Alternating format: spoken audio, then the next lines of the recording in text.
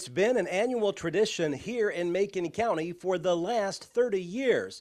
And if you've never visited David Vester's Christmas Tree Farm, you're definitely missing out on part of the holiday season. Why did you all those years ago decide that you wanted to go into this business? Crazy story. My oldest son, who is 6 years older than my youngest son, he and I started cutting down Christmas trees ourselves. We'd just go out in the woods and cut down a cedar tree, bring it home, and have our own tree in the sunroom. And my wife had her tree in the living room. Thomas and I would do our tree however we wanted to. So I'm a manufacturer's rep by profession. I was in Somerset, Kentucky, calling on an H.T. Hackney grocery distributorship, and there was a salesman in the lobby that I got to talking to before my appointment. He was there calling on H.T. Hackney, selling Christmas trees. He was from up north, and we just had a conversation about it, and I talked to him about it. And when I came home, we had purchased 3 acres to build a house on, and I didn't want to mow it. We weren't ready to build, and I knew it was going to be a little while before we did, so I planted Christmas trees on that, and that's the way I got into it. How enjoyable has it been through the years? I'm sure there's a lot of hard work involved, but I'm sure you've had a lot of fun with it. I have. It's been a great hobby for me. I've enjoyed every bit of it, but there was a plan. You know, I told Thomas and Tyler that, okay, fellas, there's college.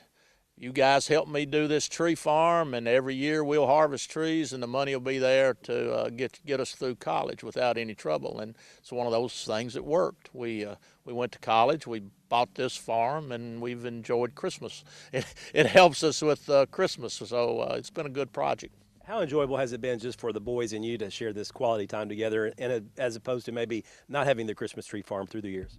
Well, I mean, we've done a lot of things, a lot of baseball. I mean, we're a pretty close family. Always have done things together and enjoyed it, and we enjoy each other. And so the farm's just been another extension of that.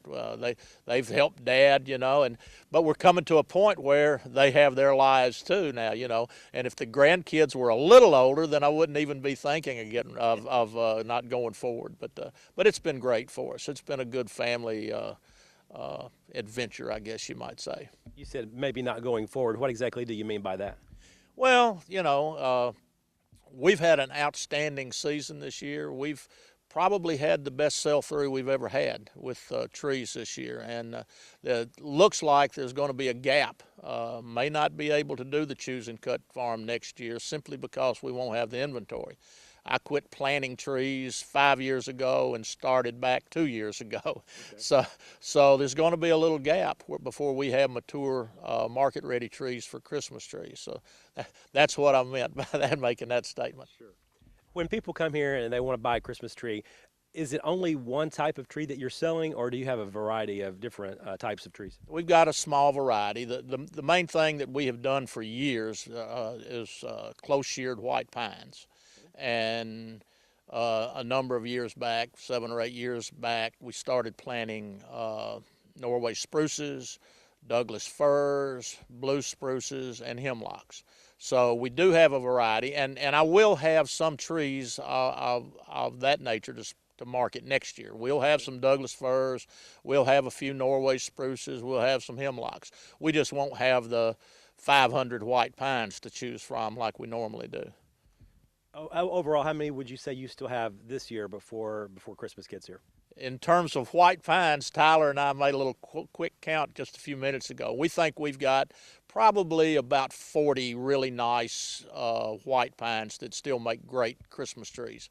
But beyond that, we're scratching our heads. We're looking at landscape probably, which is a big part of what we do. We sell a lot of landscape trees to nurseries around Middle Tennessee. So it's more than just a Christmas tree farm. It became a real working nursery. If your health stays good, do you see yourself doing this for several more years, or what's the future hold, would you think? We're going to have a conversation with my sons. We don't know. We're talking about that. Right now, I think I'll be doing this for probably 10 more years. Good deal. And maybe one other thing too I just thought of too. What kind of relationships do you build with customers through the years? I mean, do you have repeat customers, that kind of thing? Oh yeah, I can tell you what day they're coming.